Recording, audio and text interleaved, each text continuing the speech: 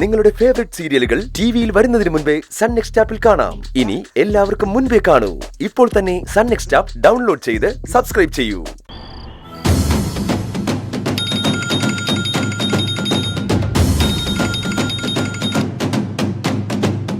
Hello. Hello madam. പറയൂ, ആരാ സംസാരിക്കുന്നത്? ഞാൻ മാഡത്തിന്റെ ഹോസ്റ്റലിൽ താമസിക്കുന്ന ഒരു പെൺകുട്ടി റോഡില് മയങ്ങി വീണിരുന്നില്ലേ? ആ കുട്ടിയെ ആശുപത്രിയിൽ എത്തിച്ച ആളാ. ഞാനാ മാഡത്തെ വിളിച്ചു പറഞ്ഞത്. മാഡത്തിന് എന്നെ ഓർമ്മയില്ലേ? ആ, മനസ്സിലായി. അവൾക്കിപ്പോ എങ്ങനെയുണ്ടെന്ന് അറിയാൻ വേണ്ടി വിളിച്ചതാ. പാറുവിന് ഇപ്പൊ കുഴപ്പമൊന്നുമില്ല. ചീഫ് ഡോക്ടർ വന്ന് നോക്കിയിട്ട് കുഴപ്പമൊന്നുമില്ലെന്നാ പറഞ്ഞത്. ഞാൻ അപ്പൊ തന്നെ അവളെ ഇങ്ങോട്ട് കൂട്ടിക്കൊണ്ടുവന്നു. ഞാൻ നിങ്ങളെ അവിടെയൊക്കെ അന്വേഷിച്ചു. നിങ്ങൾ എന്നെ വിളിച്ച നമ്പറിലേക്ക് ഞാൻ തിരിച്ചു വിളിക്കുകയും ചെയ്തു. നിങ്ങൾക്കൊരു നന്ദി പറയണമല്ലോ. പക്ഷേ നിങ്ങളുടെ ഫോൺ സ്വിച്ച് ഓഫ് ആയിരുന്നു. എനിക്ക് അത്യാവശ്യമായിട്ട് ഒരിടം വരെ പോകാനുണ്ടായിരുന്നു. അതുകൊണ്ട് മാഡത്തെ വിളിച്ച് അറിയിക്കാൻ പറ്റിയില്ല. എന്റെ ഫോൺ ചാർജ് തീർന്ന് ഓഫായി പോവുകയും ചെയ്തു. കണ്ണിൽ ഇരുട്ട് കയറുന്ന പോലെ തോന്നിയത് വരെ പാറുവിന് ഓർമ്മയുള്ളൂ. ബോധം നഷ്ടപ്പെട്ട് വീണതും ആശുപത്രിയിൽ എത്തിച്ചതൊന്നും അവൾക്ക് ഓർമ്മയില്ല. എന്ത് നടന്നാലും ഒന്ന് നോക്കുക പോലും ചെയ്യാതെ സ്വന്തം കാര്യം നോക്കി പോകുന്നവരാ ഇക്കാലത്ത് അധികവും. പക്ഷേ നിങ്ങൾ അവളെ സഹായിച്ച് ആശുപത്രിയിൽ എത്തിച്ചില്ലേ? നിങ്ങളോട് എങ്ങനെയാ നന്ദി പറയേണ്ടെന്ന് എനിക്കറിയില്ല. ആ കുട്ടി എനിക്കെന്റെ സഹോദരി തന്നെയാ. നിങ്ങളുടെ ഈ നല്ല മനസ്സാ നിങ്ങളെ കൊണ്ടിത് ചെയ്യിച്ചത്. ഹോസ്പിറ്റലിൽ എത്തിക്കുക മാത്രമല്ല, 5000 രൂപ സ്വന്തം ക്യാഷ് ഹോസ്പിറ്റലിൽ അടയ്ക്കുകയും ചെയ്തു. ഒരു പരിചയമില്ലാത്ത ഒരാൾക്ക് വേണ്ടി 5000 രൂപ ആര് ചെലവാക്കും? നിങ്ങളുടെ അക്കൗണ്ട് ഡീറ്റെയിൽസ് തന്നാ ഞാൻ ആ ക്യാഷ് അയച്ചു തരാം. അയ്യോ വേണ്ട, സാരമില്ല. അത് ഞാൻ പിന്നെ എപ്പോഴെങ്കിലും വാങ്ങിക്കോളാം. 5000 രൂപ ഒരു ചെറിയ എമൗണ്ട് അല്ലല്ലോ. തക്ക സമയത്ത് നിങ്ങൾ അവളെ ഹോസ്പിറ്റലിൽ എത്തിച്ചത് തന്നെ വലിയ കാര്യം. അതിന്റെ കൂടെ നഷ്ടവും സഹിക്കണ്ട. ഞാൻ ഇപ്പൊ തന്നെ ആ ക്യാഷ് അക്കൗണ്ടിൽ ഇട്ടേക്കാം. അക്കൗണ്ട് ഡീറ്റെയിൽസ് തന്നാ മതി. ഞാൻ അവളെ കണ്ടപ്പോ എനിക്കെന്റെ സ്വന്തം അനിയത്തിയെ പോലെ തോന്നിയത്. സ്വന്തം അനിയത്തിക്ക് വേണ്ടിയാ ഞാൻ ആ പണം ചെലവാക്കിയതെന്ന് ഞാൻ കരുതിക്കോളാം. അതൊരു ചേട്ടന്റെ കടമയല്ലേ മാഡം? ആ കാശ് ഞാൻ എങ്ങനെ തിരിച്ചു വാങ്ങും? Hello hello. ആ,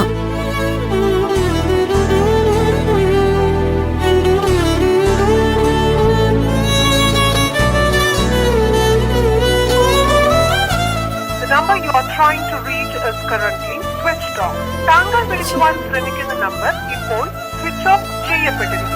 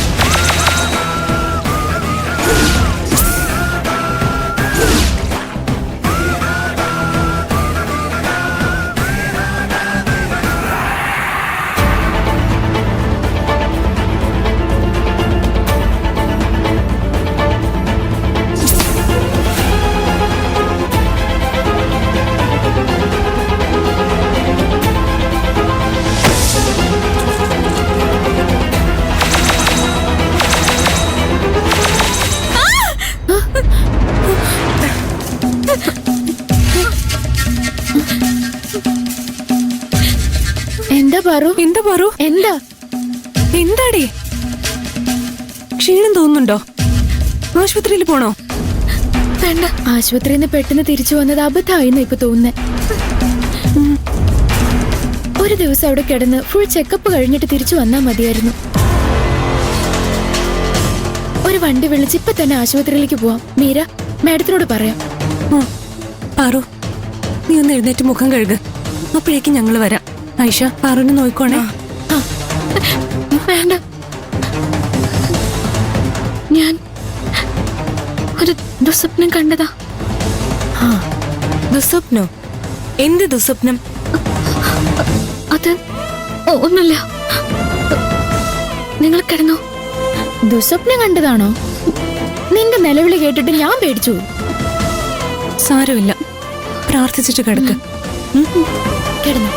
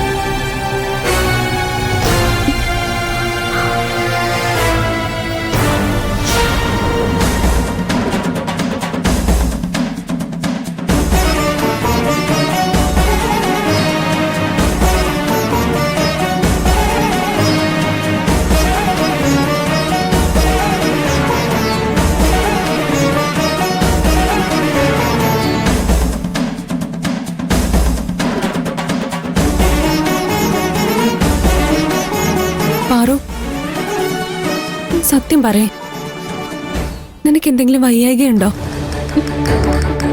പിന്നെ എന്താ നിന്റെ മുഖം ഇങ്ങനെ? അസുഖമൊന്നുമില്ലെന്ന് ഇവള് കള്ളം പറയുന്നതാ. ആശുപത്രി പോകാൻ മടിച്ചിട്ട്. ദേ നീ പെട്ടെന്ന് റെഡിയാവ്, ആശുപത്രി പോയേ പറ്റൂ. ഞാൻ പറഞ്ഞത് സത്യ ആയിഷ.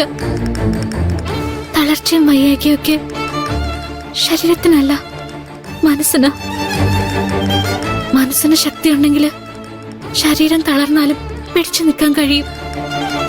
പക്ഷെ മനസ്സ് തളർന്നു പോയാ പിടിച്ചു നിൽക്കാൻ വലിയ പാടാ. മനസ്സ് തളരാൻ മാത്രം ഇപ്പൊ ഇവിടെ എന്താ ഉണ്ടായേ? ഒട്ടും പ്രതീക്ഷിക്കാത്ത ചിലത് സംഭവിച്ചു, സമ്മതിക്കുന്നു. അതൊന്നും നിന്റെ കുറ്റം കൊണ്ടല്ലാന്ന് നിനക്കറിയില്ലേ? ഇവൾക്ക് മാത്രമല്ല, ഭൂമിക മാഡത്തിനും കൈലാഷ് സാറിനും എല്ലാം അറിയാം. അവരെ അല്ലാതെ വേറെ ആരെയും നിനക്ക് ബോധിപ്പിക്കേണ്ടത്? എന്നിട്ടും അതൊക്കെ ഓർത്ത് നീ നിന്റെ മനസ്സ് വിഷമിപ്പിച്ച അത് നിന്റെ കഴിവുകേട് തന്നെയാ. എന്റെ കഴിവുകേട് തന്നെയാ ആയിഷ. ഇനി എനിക്കിവിടെ പറ്റില്ല. എന്റെ കഴിവുകേട് തന്നെയാ. നീ എന്താ ഈ പറയുന്നേ? ഞാൻ ഇവിടുന്ന് പോവാ മീരെ. എവിടേക്ക്? എന്റെ വീട്ടിലേക്ക്. എനിക്കിവിടെ പിടിച്ചു നിൽക്കാൻ പറ്റാത്തോണ്ട് തിരിച്ചു പോവാ.